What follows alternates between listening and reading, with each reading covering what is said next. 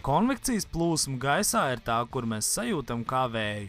Kad vienā pasaules vietā pie zemes virsmas gaiss sasilst ātrāk nekā citur, tad siltākais gaiss ceļas augšup, bet tā vietā nāk vēsākais gaiss no otras vietas. Rezultātā zemes virsmas tūmā gaisa masas pārvietojas no vienas vietas uz otru, un mēs to sajūtam kā vēju.